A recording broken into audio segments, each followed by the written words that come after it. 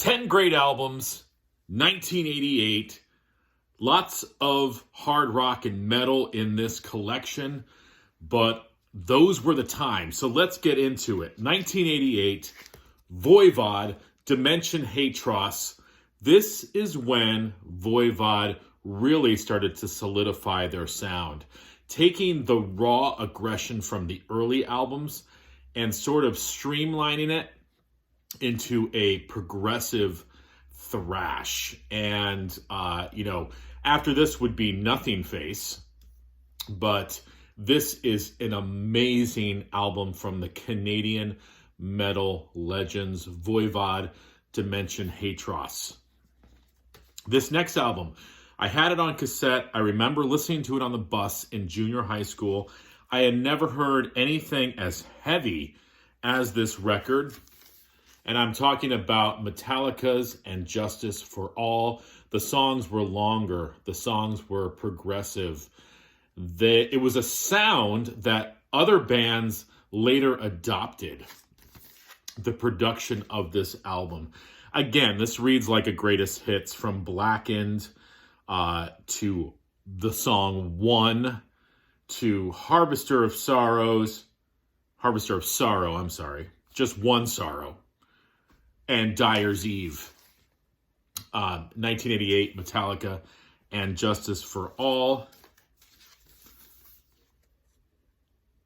Just one candle lit for the band Sonic Youth. And this masterpiece, Daydream Nation. Sonic Youth, in the punk genre, but so much more than punk. They were noise rock, they were garage rock, they were punk, a little bit of everything, and this is on lists of greatest albums. This one usually shows up. Sonic Youth, Daydream Nation. Now, from Sonic Youth to some country music. I am a huge fan of this artist that I'm going to show you. This is one of his greatest albums. I'm slowly trying to build his collection into my vinyl collection. 1988, Dwight Yoakam, Buenas Noches, From a Lonely Room. This had the hit Streets of Bakersfield, which was a remake of an early Buck Owens tune. Dwight and Buck do a duet on that. It was a huge hit. The title track is about killing your lover when you find out that she's cheating on you. Great song. And Dwight delivers it in the perfect nasal, true country way. Love Dwight Yoakam. Love his Bakersfield roots. I love how he channels Buck Owens, and I was so happy that I got a chance to see him live. Mother, tell your children not to walk my way. Tell your children not to hear my words, what they mean, what they say. Mother, oh. Classic. Glenn Danzig on vocals. Coming from Sam Hames, Samhain, if you are a pagan. And of course, Misfits, right? Forms Danzig, Rick Rubin comes in, produces, Chuck Biscuits kicking it up in the drums. I remember a video, and Josh could probably remember what video it was, and I don't know if it was either around this album or Lucifuge. It was a VHS tape, and Chuck Biscuits is going through his cereal collection, and he's showing you, I don't know, it was like Frankenberry or something, and he's pouring the cereal and eating it, and the guy collected cereal, but he also could kick ass on the drums. I believe he came from DOA, the punk band, but whatever, I digress. Killer record, killer production. It's like AC/DC went satanic. I gotta thank Aaron Mutha Alamere for sending me an original pressing of this record. Megadeth, So Far, So Good, So What. So happy to have this in the collection. Into the Lungs of Hell, set the world afire. Anarchy in the UK, everybody was doing a cover of that song.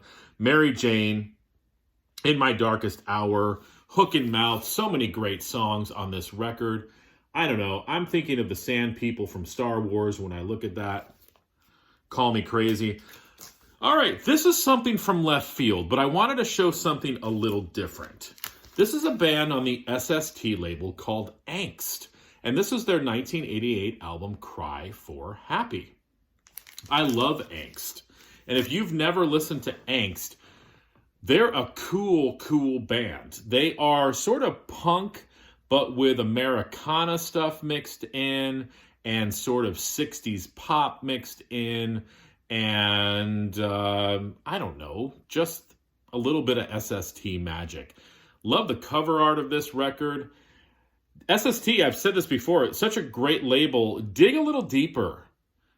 Go past the Black Flags and the Husker Du, and I can never say that name again. Every time I say Husker Du, I've got to go Husker Du. My bottom line is dig past those bigger bands. There's other good bands on the label, Angst being one of them. My favorite Slayer record. All I'm going to say about this is check out the song Read Between the Lies. Top 3 Slayer tune for me. Love these guys. The Jesus and Mary Chain. I believe that this is the first time they're showing up in this countdown. This is their, but because I don't have, well, I just got Psycho Candy, but I didn't have it when I was doing whatever year that album came out. But I do have Barbed Wire Kisses, which is a collection of B-sides. Used to have this on cassette. I want to tell you, they do a version of Surfin' USA on here, but I love the version of Taste of Cindy. I believe that Taste of Cindy was on Psycho Candy, but I like the version on here better. I like the acoustic version.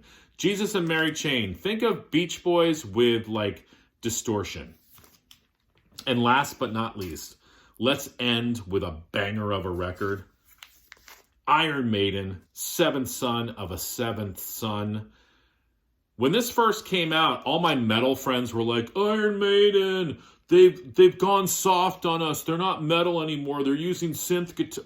You know what? Yeah, they were using synth guitars because it was cool. And this album is one of the greatest metal albums of that era. This album reads like a greatest hits. Moonchild, Infinite Dreams, Can I Play with Madness, The Evil That Men Do, Seventh Son of a Seventh Son, what an amazing title track, The Prophecy, The Clairvoyant, and Only the Good Die Young, produced by Martin Birch. Probably, because after this, what was it, No Prayer for the Dying after this, which I like that album, but it's not as good as this record. This was probably the last of that era of Maiden where it was like every song was like, And again, No Prayer for the Dying, I like that album. What was after that? Fear of the Dark, right? Am I right in the chronological order? I like Fear of the Dark as well. I guess what I'm saying is that this was the last of those classic records. And I'm sure other people would argue with me about that. Again, like I've said before, I like Virtual 11. I like the X Factor. I like Brave New World. I like Dance of Death. After that, it gets a little, Senjutsu. I've done a video on that before. But there you go. My 10 albums that I feel are pretty cool in my collection from 1988. I got one more year. Can you guess what year it is? That's coming up in the next couple days. Thank you all for watching. Bye.